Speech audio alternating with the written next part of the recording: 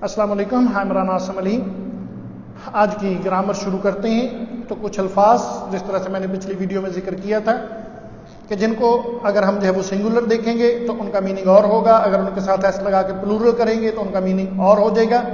तो आज जो लफ्ज़ मैंने जो है वो चूज़ किए हैं उसमें लफ्ज़ है रिच। तो रिच मीन अमीर लोग, लेकिन जब हम इसको रिचेस कर देते हैं तो इसका मतलब चेंज हो जाता है। इसका मतलब ये नहीं कि हमने रिच प्लूरल बना दिया, ज्यादा अमीर लोग हो गए, बल्कि रिचेस का मतलब होता है दौलत। रिच अमीर लोग और रिचेस दौलत। हाँ, रिच का अगर प्लूरल बनाना हो तो हम दी रिच लिखेंगे, जिससे पूरा तबका, पूरी कम्युनिटी मुराद होगी। तो इसलिए जो है वो रिच के साथ कभी भी रिचेस लगा के इसको हम प्लूरल नहीं कर सकते। हाँ, पुअर के साथ पुअर जो है वो जरूर लग जाता है ज्यादा गरीबों के लिए, लेकिन आमतौर पर जब हमने किसी पूरी क्लास, किसी पूरे तबके को रिप्रेजेंट करना हो तो हम उसके साथ दी लगा देते हैं। तो इसी तरह रिच के साथ अगर आप जो है वो दी लगाएंगे तो वो प्लूरल बन जाएगा, पूरे तबके की बात हो जाएगी, पूरी क्लास की बात हो जाएगी। उसके बाद नेक्स्ट वर्ड है वुड। तो वुड का मतलब लकड़ी होता है, लेकिन जब हम इसको वुड्स कहते हैं तो इसका मतलब लकड़ियां नहीं होता, बल्कि इसका मतलब फॉरेस्ट होता है, जंगल होता है। इससे मुराद जो है वो फिर लकड़ियां नहीं रहती, बल्कि हम जो है वो फॉरेस्ट को जो है वो वुड्स कहते हैं। और खास तौर पे जो छोटे फॉरेस्ट होते हैं, जिस तरह मरी जाएं तो एक तरफ दरख्तों का झुंड सा नजर आता है, तो ऐसे जो है वो फॉरेस्ट को जो है वो वुड्स कह दिया जाता है। उसके बाद नेक्स्ट वर्ड है आयरन।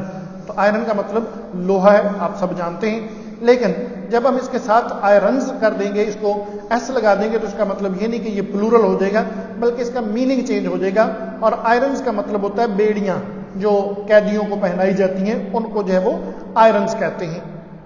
इसी तरह से पीपल है लफ्ज। तो पीपल ऑलरेडी प्लूरल है, तमाम लोग प्लूरल है। We are the people of Pakistan, we are the people of this universe. तो अगर ऐसा मुराद हो कि हम पूरे एक इकाई के तौर पे, वहदत के तौर पे सभी को रिप्रेजेंट करें, तो हम कहेंगे कि we are people of this earth, people of this universe.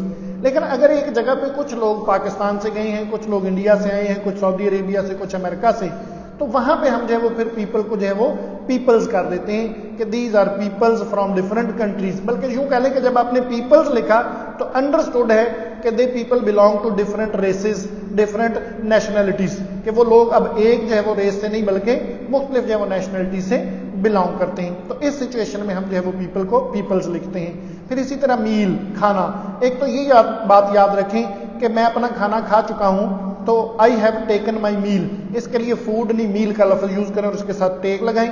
और मील जो है वो अगर सिंगुलर के तौर पे मैं अपना खाना खा रहा हूं तो मैं कहूंगा I have taken my meal, he has taken his meal.